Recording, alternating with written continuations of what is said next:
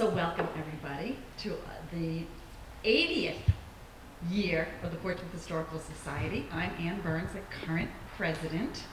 We appreciate you all joining us during these times. And I will start by reading our mandatory COVID announcement. So bear with me for just a moment. Due to the Rhode Island COVID-19 reopening Rhode Island requirements, we have configured our building and imposed several guidelines to keep you safe. Please remain seated in the marked areas of the pews as individuals or small common groups.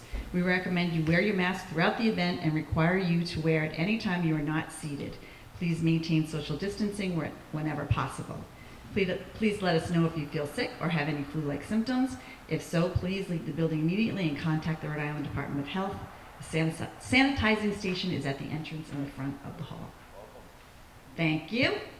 And that is it. So when I was reviewing this past year, it kind of struck me. A year and a half ago, who would have imagined? Can you hear me? All right? It feels like it's not.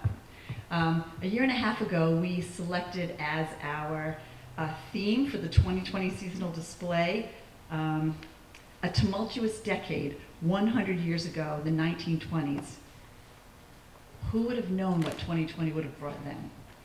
We as a historical society, I don't know if you remember, but when we started last year, we had a lot of weather-related problems. We had to cancel the Rail Explorers event, which was a family event that we were, branching out into different types of events, and also the annual Harvest Festival had to be postponed for a week because of all the storms that we had at the time. There was the tornado. Do you remember that? And then sadly, and worse for all of us, was the passing of Doug Smith. Doug Smith was our former vice president. He was the driving force one of the driving forces out of the 375th anniversary of Portsmouth Committee to get a lot of the momentum that the society built in place. He also was critically responsible for a lot of our programming, events, and media, and we have been trying very hard to fill his shoes in this past year, but I did want to take a moment to recognize, acknowledge all the contributions that Doug made for us. So that's the end of the serious stuff. I would like to introduce this year's officers to you. I myself am president. Last year, if you remember, it was brand new for most of us, but we all pretty much all came back. Craig Clark is our vice president. Dave Fauscher continues to be our treasurer, but he's not here. Paul Coaches is our corresponding secretary. Rich Talipsky is our recording secretary.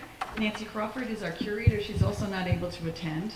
And our directors, we have Dave Duggan, there we go. Bill Douglas, who I'm going to introduce in a minute. Actually, I'll say it now. He's our newest board member. He is a graduate of Portsmouth High School, just a baby, 1986, but he's a local guy. He works at Salve as a fundraiser, and he is a jack of all trades, we've discovered, with a lot of the initiatives that we're taking with the strategic plan. He's really well suited. So we welcome you and we thank you for joining us new this year. Jane Ruggiero, Gary Gump, and Jim Garment must be running late.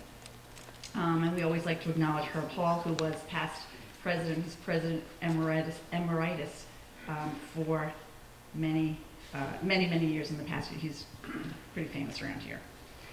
So this year, despite, and I'm reading from my computer because not only did I have a computer failure today, Nate Minnie's did too, so I don't feel so bad. It's not just me being old. Hold on one second, it timed out. So, events this past year. Highlights of our activities for the past year. Events last year. Prior to our being shut down by COVID, we managed to have 13 events up until March. Included some of our staples like lectures, book club, our annual compact signing, which draws people from afar, and it's really interesting. We had a play about Rebecca Cornell, the murder of Rebecca Cornell, and we tried a new format, which was to go outside of Portsmouth And we did a road trip to the Varnum Armory, and we did Gatsby lectures, and we sort of tried to gauge what our membership and what the area, what people would be interested in, to see if you would be interested in bringing, going to lectures and learning about things outside of Portsmouth, and it was very well received. So we will continue to do that. We had planned to continue to do that. Once March came along, though, things changed quite a bit. We actually had to cancel or postpone 12 events that we had already in the pipeline. So some of those will be coming, and I'll talk about those a little bit later. Our museum, we made a decision not to reopen our museum. It was really difficult to ask our docents to docent following all the protocols. We were able to be a little creative, though, and I have to thank a lot of people in this room for this. We created a virtual experience. So instead of our museum being open from 2 to 5 every Sunday, you can come to the property anytime, read the placards, and use your phone to go onto a QR code, and it'll give you information about the buildings and items on our property. I was thrilled one day we had a meeting here, and a woman was there with her grandchildren going around to the schoolhouse. It was very exciting. And then we also have Portsmouth History on the Road, which are videos that are produced. Gloria and Richard Schmidt are right here in conjunction with the Portsmouth Community Theater that tells snippets of history with period actors telling them, and those are also really popular. So they're on YouTube, they're on our Facebook page, they're on our website. So if you haven't seen those, they're kind of fun, and they're a great way to, if you want to spread the word about the 3-minute song, if you want to spread the word to other people, extended family members. It's kind of a fun little way to learn more Portsmouth history in a safe way. We continue to receive some interesting acquisitions. One of the best parts of this job is the emails we get. And there's our extraordinary Jim Garment. And so we actually just got someone came tonight and gave us a plaque from the Stonebridge in-house. We got, from the Chase family, we got documents, genealogy records, deeds, antiques from their family, from David Sanford Chase, for example, which we can have a whole curated display from. So we're always happy to have things that are Portsmouth related. We got Newport Railway logs that was given to Jim, and we get paintings too.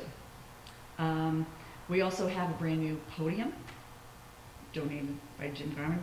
I don't know if you remember last year, we didn't have a podium. And now that we're doing more lectures here in this building, it's nice to be able to have speakers speak here. The buildings itself, we are constantly doing routine maintenance, painting, landscaping, keeping an eye on things, but the big issues were that we rebuilt the bathroom and the entrance downstairs to be ADA compliant, so we now have an ADA compliant bathroom for our visitors, which was very important to us, and you probably saw the ramp down there below. We are soon to be installing handrails on the staircase coming up from a generous donation from one of our members and former board directors. We're constantly talking about whether we need and how do we afford and where do we put an elevator to be fully ADA compliant. So that's something we mentioned, it seems like often. That's much more down the road, but something that we talk about. And the old town, the other improvements that we did, we reshingled the old town hall with nice red cedar shakes. We replaced the schoolhouse door using the original hardware. We installed storm windows, and some of them needed to be custom fabricated. We upgraded our technology to a higher version of Past Perfect, which gives us the ability to upload our documents and artifacts onto a virtual platform that anybody can access when they're doing research. We're just getting started now to do that. We've got internet in the building. I know that might sound silly, but we're not open. We're only open a few months a year before, and we made the decision this past year to be open all year round. If not the museum, at least for workers, so that we could work more on our, excuse me. I'm not sick, just a dry throat. Glad I got the water, sorry. Thank you.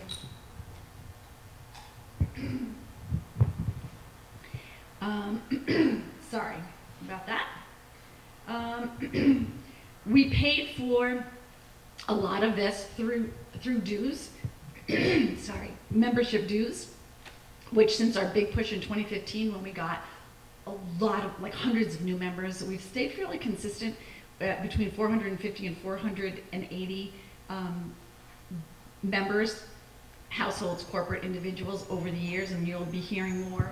We're going to do another new push to get that. We've sort of plateaued. We need to find ways, and we've found ways to increase that membership. We also received grants. 1772 Foundation, the O'Neill Ott Foundation, Van Buren Charitable Foundation, the 375th Legacy Committee, the Rhode Island State Legislative Grant, a Town of Portsmouth Civic Grant, as well as a lot of substantial private donations from stakeholders that enabled us to do a lot of this. So that is the sum and substance of what's been going on. This past year we will get to the strategic plan, which was a very, very big part of what we worked on last year, and I'll save some of the highlights for that. Right now I'd like to introduce Paul Coaches, who is the chairman of our finance committee, who will give the financial report for the year.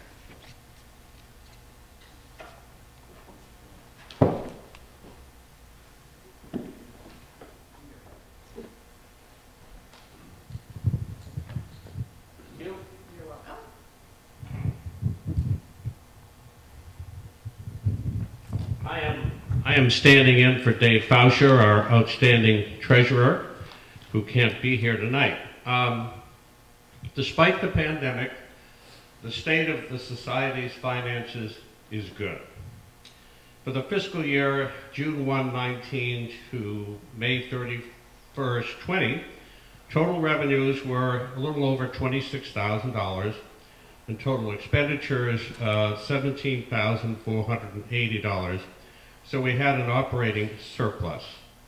Primary revenue sources were almost $12,000 from our loyal member dues and $8,500 from a town and state grant. We also received $2,800 in donations, and the largest expense items were a little over $8,700 in various minor capital improvements and $3,200 for insurance costs. We have $27,456 in operating cash from accumulating operating surpluses and $3,155 in the building account and $37,000 in various dedicated funds for future use. Also, over previous decades, the Society's successive boards had occasional surplus operating funds, which were invested in shares of an investment mutual fund, which has appreciated during the years. This asset is currently invested in a well-diversified set of ETFs and mutual funds professionally managed by the Corrigan Financial Group, an Aquidneck Island asset manager, and held in custody at Fidelity. A capital reserve policy has been put into place by the board to govern the use of these assets from time to time under fiduciary standards to ensure that this capital reserve fund is adequate to support the future endeavors by the Society and deployed from time to time for their highest and best use. As called for by our new strategic plan, the board has also developed a prioritized capital improvement plan. This plan identifies 6 high-priority capital improvements, a number of which are in the process of due diligence to determine feasibility of implementation. These improvements will be funded by a combination of capital reserve funds, grants, and specific fundraising campaigns. You can be assured that we are financially strong now and that the improvements will be transformational when completed. Thank you. Thank you, Paul. I appreciate it. So as I said in my opening remarks, when I was looking, can you hear me? As I said in my opening remarks, one of the things that I was really thrilled about, the highs of the society versus the lows that I started out with. Well, I went through all the meeting minutes and the board agendas from the previous year until this year, and it was remarkable how many of the things that we set out to do, we actually got done. Not the least of which is a strategic plan.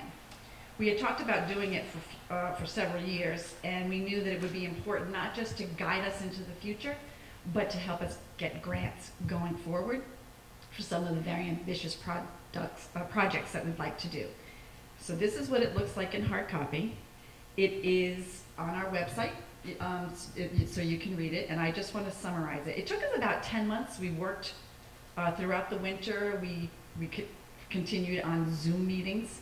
It was professionally orchestrated by Jonathan Howard of the this company is called Cause and Effect, and it was funded by the Van Buren Charitable Foundation. So I'm just going to highlight a few bullet points of things that we find to be our guiding mission, and actually really excited. I mean, we just feel generally, to sum it up, that having a vibrant historical society adds to the value of the people living in Portsmouth, not only from a personal enjoyment, but property values and community spirit. It's really important, and we want to be a resource for people to come to and collaborate with. And I think the Friends Meeting House is a nice example of something that's not typically in our bailiwick of things that we've done, but we heard that they were going to be closing down, and then we saw that the property was actually for sale. So we gathered the troops, led by several people here in this room, and we met with the head of the Quaker meeting church, and figured out a way to help. It's really their story to tell, but the bottom line is we were able to direct them to an attorney to help them review their deed, and they discovered that perhaps the entity that was trying to sell them didn't have legal lawful right over that, and so they were able to regain the property, and we didn't lose a valuable part of this town's history. We're hoping to do something with them in the future. I'd really like to do a lecture on the history of Quakerism and religion in Portsmouth, and we could visit the cemetery and have the meeting actually at their facility so people can see it. There were 100 people that showed up in March to have a tour of that open house when Craig actually organized it. 100 people, and it was pretty short notice too. So we can't take full credit for the fact that that's there, but we certainly are pleased that we were able to play a role in that. And then the recent Fort Butts initiative, we get a lot of inquiries from people, neighborhood people, and people from far away about historically significant properties in our town. That was one that was kind of under the radar. So there'll be a lot more to come on that, but we've created a task force. We need to get someone to head it up, but we've got all kinds of people that are interested. Some of you I know came in the pouring rain. Jim Garman did a lecture on it. It was great, and it gives us a lot of pleasure. That's one of the things that we feel that we're here to do. So getting back to the strategic plan, our mission, vision, and values, the Portsmouth Historical Society is dedicated to the preservation, interpretation, and active promotion of Portsmouth, Rhode Island's history. And I'm not going to read it all, don't worry. We believe that understanding and respecting our history is essential to nurturing a vibrant community spirit. We strive to embed our rich history in the imaginations of our community as a means to inspire civic engagement. We pursue excellence in all aspects of our work. Our first goal is to engage a large, diverse audience in programmings exploring Portsmouth's past. We want to reach out to all segments. We have actually done a very good job in the past of bringing our history to the schools. That's actually becoming a little more problematic. But even before COVID, there was a moratorium on being able to bus students. And then with the coronavirus, it's gotten even harder. But it's obviously very important to engage with students, parents, teachers, administrators in the Portsmouth school system. We want to position our museum as a community focus for the exploration and sharing of Portsmouth history. So we are currently developing a plan to assess our current collections. We're adopting a collections management policy. We are developing and implementing a complete facility capital improvements and maintenance plan. I'll tell you the more exciting part about that when we wrap it up. But our next goal is to build a large, actively engaged community of support for PHS. We'd like to recruit and maintain a base of 1,000 members. So we'd like to basically go from 450 to 1,000. So obviously we need your help in doing that. And that's something that you'll see a lot more about also. We're developing and pursuing a program of business and organizational affiliation. And we're setting and following a disciplined, continuous communications plan and calendar. Our goal 4 is to develop our organizational capacity to support the goals of the strategic plan. We are building a high, sustainable and high-functioning board governance. The board members are all actively engaged in capacity building seminars, in recruiting of other professionals outside of our board where we need help, experts in other areas. For instance, assessing our collections, redesigning our building flow, that kind of thing. We got Corrigan Financial to help us with our financial management, so we're really elevating our game. Goal 5 is to provide the revenues needed to meet the goals of the strategic plan. Paul touched on the fact that we've done a lot of that already.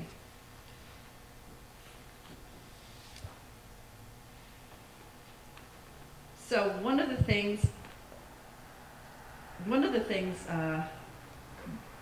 that we wanted that we've talked about a lot in doing, and I'm pleased to see that somebody else stepped up and already started, is to have historical signage around town so everyone knows the importance of different locations. And with that, I'd like to turn the mic over to Dave Gleason, who's going to introduce the next part of our program, which is the unveiling of an historical signage project.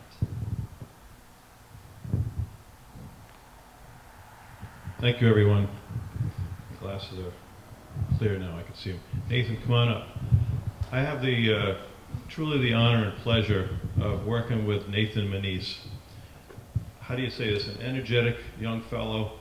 I don't know what these people like himself that become Eagle Scouts. I've worked with several in the town on different projects, and I don't know where they get this energy. When you take on a project of this nature, you never know exactly what you're going to get yourself into. In this case, what I had was a gentleman here that worked hard behind the scenes. He raised money for this project. He did everything on his own. There was very little I had to do for this project. This gentleman did everything himself. Nathan is a Portsmouth High School graduate. He's currently a junior at Dean College. And this project was started some time ago when he was at the high school together with the project at Fort Butts. 2 weeks ago, Nathan was at Fort Butts when Jim Garman gave his lecture out there in the little downpour that we had, temporarily, unfortunately. And Nathan was given tours. So Nathan has real strong ties to Portsmouth. He is a friend of the Portsmouth Historical Society, that the type of friend you really like to have here. And I could see a lot in his future, seeing he's a young one compared to the rest of us. What I'd like to do is keep it brief, let him speak to you. I would like to bring up 2 of the sponsors once we unveil the signs here, which will be prominently shown in areas around town. We have 3 different signs, and Nathan is not going to stop there. As we've mentioned before, it's important for us to develop signs around town, and he already has some ideas in mind. So without further ado, this is Nathan Manise.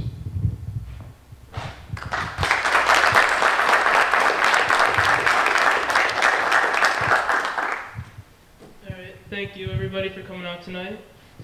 I'm Nathan, and my senior project in 2018 was to create the historical sign project for the town of Portsmouth, in which what I did was pretty much just create signs and go based off of the old ones that were already out of Lehigh Hill and Heritage Park and fix them up and preserve them. So my plan was to restore the signs located at Patriot Park and Lehigh Hill, which will explain important aspects of the Battle of Rhode Island that was fought here during the Revolutionary War. I replaced the pedestal for the engraved rock at the entrance to Fort Butts, which is the largest remaining Revolutionary War fortification in southeastern New England. And finally, I had planned to put a new sign at the railroad depot down Millville, which was the location of the Civil War Hospital. I was greatly benefited and helped by with the Civil War Hospital sign by Mr. Gribb. He was able to help me with all the research and gather all the photos and documents that I needed to historically accurate the sign for everybody to be educated by. Yeah, I wasn't really prepared to speak that much. It's tough. And then we also received a grant from the Heritage Harbor Foundation by Dr. Connolly and Mr. DeSimone, which was greatly appreciated. We were able to get $8,000 towards the project, which financially supported the entire project, and we were able to make the signs, and we'll be putting them up hopefully within the next week with the help of the town of Portsmouth DPW, which we'll show them right now.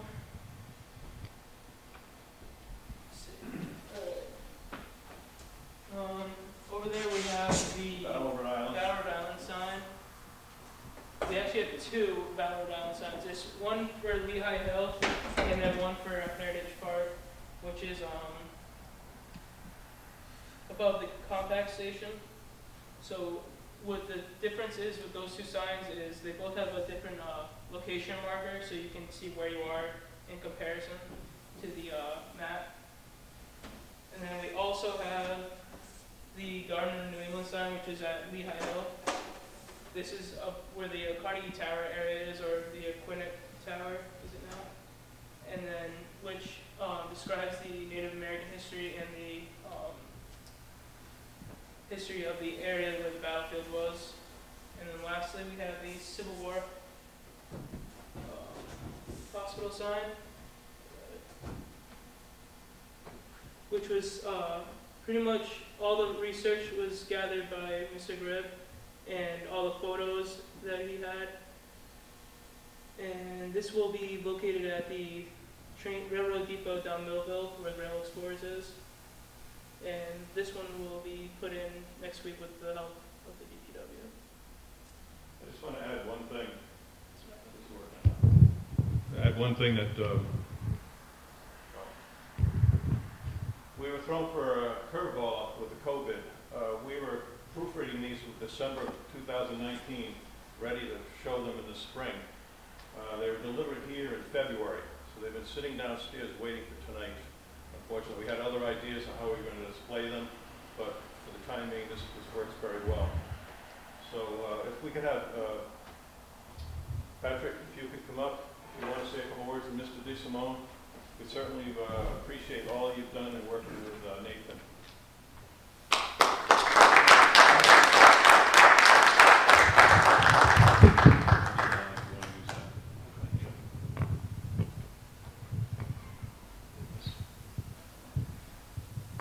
I'd like to congratulate, first of all, Nathan. You're extraordinarily fortunate to have a young man in this town that's so concerned with his history. His work here on these historical markers extraordinarily commendable. The Heritage Harbor Foundation, of which I preside, and we have our grants chairman, Russ DeSimone here, was most happy to give an $8,000 sponsorship, and these have turned out so fine that I think there might be some more money available to Nathan as he moves forward. I'd like to also congratulate the Portsmouth Historical Society on its 80th birthday. You're 2 years younger than me, and I would imagine that when Nathan is my age, he'll be cutting the ribbon for the Battle of Rhode Island Memorial Park, which has been a long time coming. Hopefully it won't be that long before it becomes a reality. I have a book here that booklet that I've brought for private for distribution free to the members of the audience. It's the Battle of Rhode Island, a victory for the Patriots, and it was written in response to an invitation from this society. George Sisson, a longtime resident of Portsmouth and a past president of this society, asked me back in 2003 to do an essay, give a speech on the Battle of Rhode Island. Not merely a military historian, I got into it, delivered the talk in 2003, and in the aftermath did the booklet, which we'll present to the people today. And the theme of the booklet mainly was that you have a Rhode Island campaign, and it's in two parts. The siege of Newport, which Russ is working on with his own plaque program, and then the Battle of Rhode Island on August 29th of 1778. Can't forget that date because it's my wife's birthday. And that battle is a major American battle that has been ignored because it gets lumped in with the unsuccessful siege of Newport.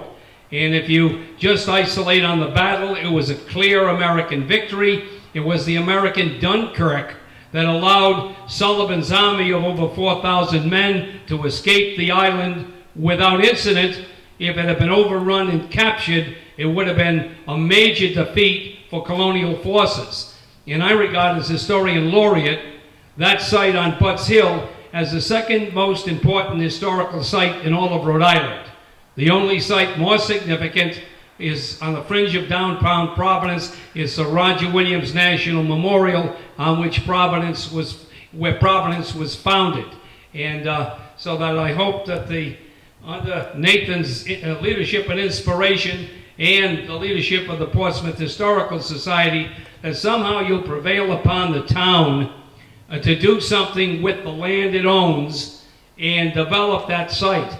Providence has Roger Williams Park, Pawtucket's got Slater Park, Central Falls has Jenks Park, Woonsocket Riverside Park, Westerly, Wilcox Park, all these parks commemorating their history and attracting visitors. Portsmouth, town of Portsmouth, not the society, needs to get on the ball. So thanks very much. Here's Russ, the grants chairman. He's the individual that hands out the money, and as I said, there'll be more coming.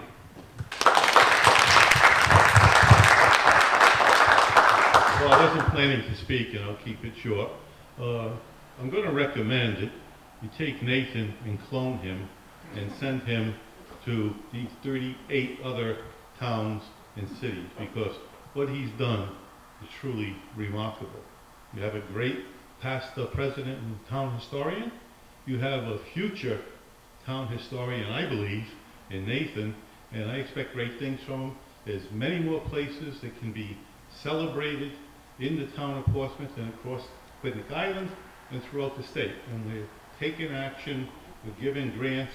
We, 2 weeks ago, gave a wonderful plaque to the city of Central Falls for the Elizabeth Buffum Chase House. Today I've been working on a plaque for the Burrington Anthony House, which is on Atwells Avenue in Providence, and it was the home of Burrington Anthony, from which Thomas Dorr, a personal hero of us, and that was where the attack on the arsenal was launched. And we don't celebrate the Dorr Rebellion as well as we might, but here in the town of Portsmouth, I think you know how to celebrate.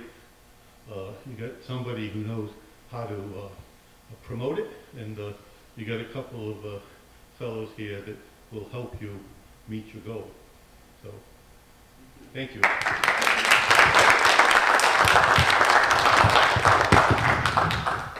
Thank you, gentlemen. Yeah, thank you very much.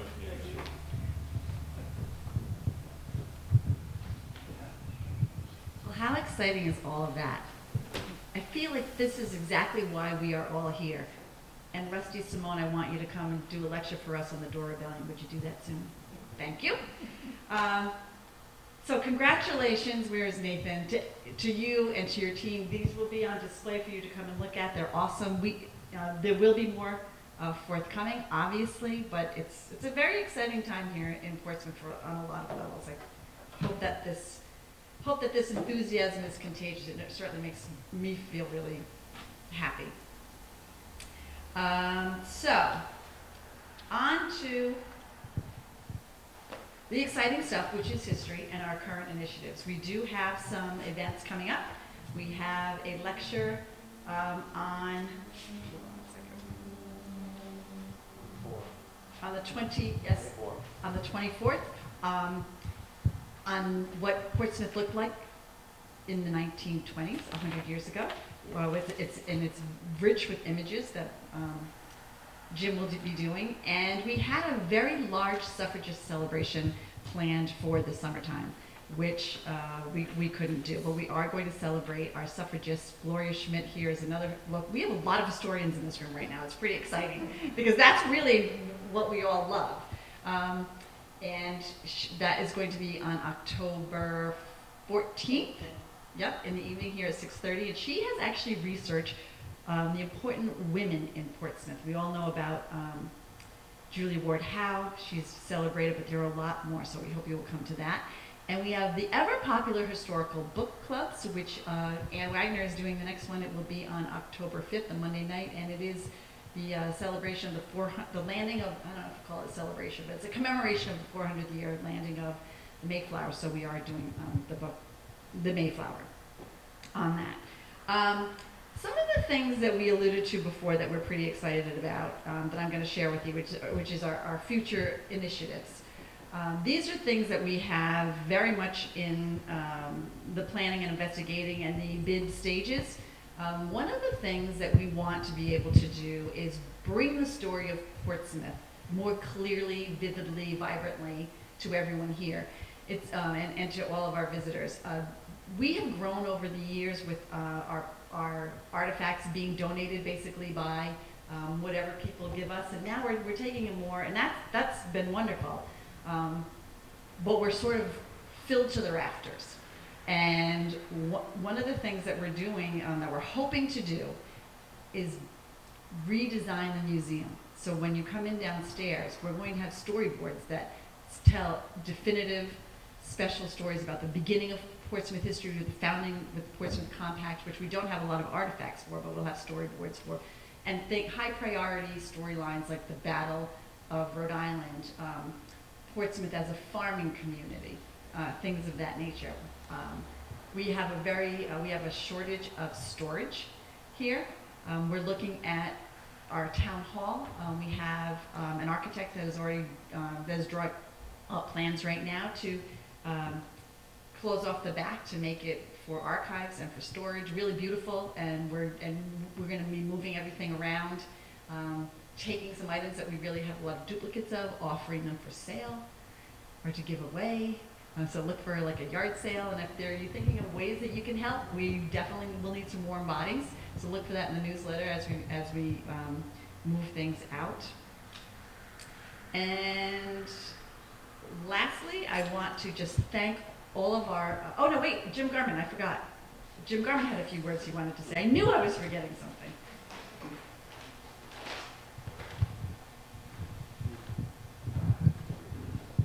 My computer timed out.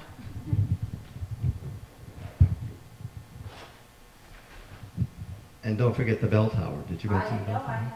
I have to get to it. We're hoping, okay. You can say it. That's okay. I joined this organization in 1974. And in 1978, 77 people started talking about a reenactment of a Battle of Rhode Island, which I, having lived in the town at that point for about 12 or 13 years, did not know anything about. So I got involved, and I was one of the several historians that was involved in that 1978 200th anniversary of the Battle of Rhode Island. And then in 2003, I had two jobs on the committee that planned the 225th, and that was as the historian for the reenactment, and also as the photographer for the reenactment. I was a professional photographer as well as a history teacher back then. So I'm hoping I can hang around another 8 years till we get to the 250th. That'll be kind of exciting. The Battle of Rhode Island is very prominent in our local history, as we've heard. It really is important, and it was impressive to me to be at the fort 2 weeks ago, even though it only rained when I was talking. But just to see some interest from people in that, it's the potential for a wonderful park. I know Pat wrote about this, 15, 20 years ago, I guess it was, when he came and gave his lecture here. And there's really a great history to it. So I just wanted to announce a new acquisition that I made this week, because somebody at the Fort Butts reenactment showed me this, so I got one. Hold on.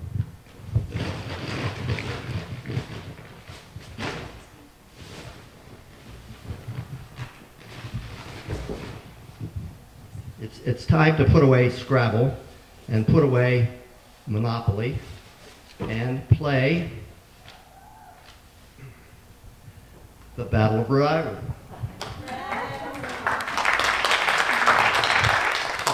I thought it might be a video game. Thank God it isn't, because I could never manage that. But it's also, the official title is the Battles of the American Revolution, Volume 9, Rhode Island. And it also, there are 2 parts to it. And Pat will be glad to hear this. The second part is the Battle of Newport. So it's about both of those. It's a board game. I have to get my grandchildren to teach me how to play it. But it has really good maps of the battle, like the board for the battle. It has all the important locations and everything. It's really kind of cool. So anyway, I just wanted to point out that that is available. GMTgames.com. GMT. And that's where I got it. And I haven't really played it yet, but I just got it this week. But I just thought people might want to see that exists. Someone showed it to me at the fort a couple weeks ago. I was really impressed. Anyway, we are, as Ann has said, as an organization, we are very much moving forward. This is a really solid organization, and I think that we really appreciate your coming out, and we hope we'll get some more participation from people when we can. If you're coming to my lecture in 10 days or whatever, get here early, because we're going to have to be separated like this. And I have a pretty big screen that I don't know if it's big enough you won't be able to see it from the balcony probably very well. But I have a lot of old pictures. I have approximately 1,600 old photographs of Portsmouth. And I try to isolate ones that were mostly around 1920, so you can see what it looks like. That 1920 was a really busy time. Women got the right to vote. We're going to cover that. Gloria's going to take care of that. And also, it was the first year of Prohibition, which I've also covered in previous lectures. So it was an exciting time. So I just thought it'd be nice to take a look at what Portsmouth looked like when it had 2,590 people. And the primary occupation was farming. And, but I do have a lot of street scenes and things like that, which will be kind of interesting to see. So with that, I will turn this back over to Ann. Thanks.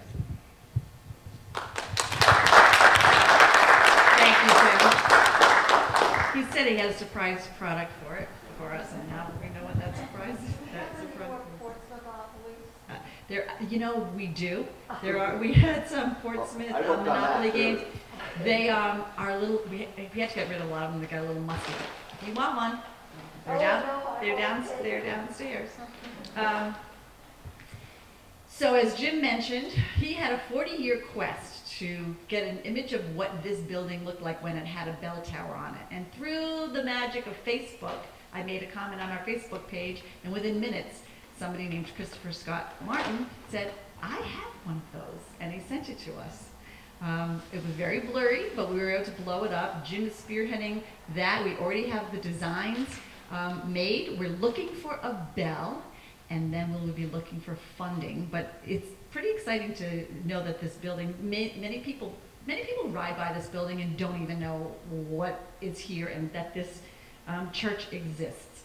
They certainly probably don't have memory of the building with the bell tower on it, which is back in the, I think it was taken down because birds were nesting in it and it was rotting in the 20s to 1928. So that's another exciting initiative we have. And I also wanted to conclude by thanking all the many wonderful, wonderful, wonderful volunteers that we have. We wouldn't be able to do it without so many people and so many generous donors. But we have a little announcement. We used to be able to say we were an all-volunteer organization. We just, as of today, officially contracted our first paid employee. We're moving forward. We have an administrative assistant, someone who's very skilled in membership, past perfect, helping with events. Her name is Carol. She's starting next month. She works at the Little Compton Historical Society in pretty much the exact same function. She's kind of a unicorn. We never thought we'd find someone who had all the various different skill sets for what we need. It's terrific. It's really exciting. It's going to free up the many members of the board right now who are doing a lot of those administrative functions, so we can, continue to elevate the Portsmouth Historical Society and all the wonderful things that are going. So I hope that you found that what we've done last year was exciting. We did. We're really happy about what we're doing moving forward. Have I forgotten anything from anybody? Site survey and upgrade for climate control. Oh, that's a big one. That's right. One of our capital expenditures, and my computer shut down while Nathan was speaking. I didn't want to wait to open the password again. But another huge initiative that we are undertaking, in addition to redesigning what the buildings are going to look like and what our displays are going to look like, and bring them a little bit more into current mode, museum mode, is we're looking into installing heating and cooling. Right now it's beautiful, it's perfect. Honestly, I had to think about what I was going to wear tonight because I didn't know how hot it was going to be because we're not air conditioned. But another thing that we're hoping to do is make our facility available all year round, to hold lectures here, to have community events here, for people to come in and do research here.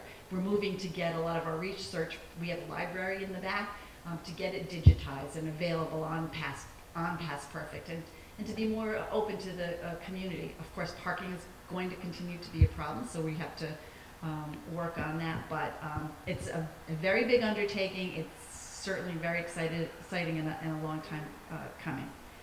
Besides that, I think that's it. Does any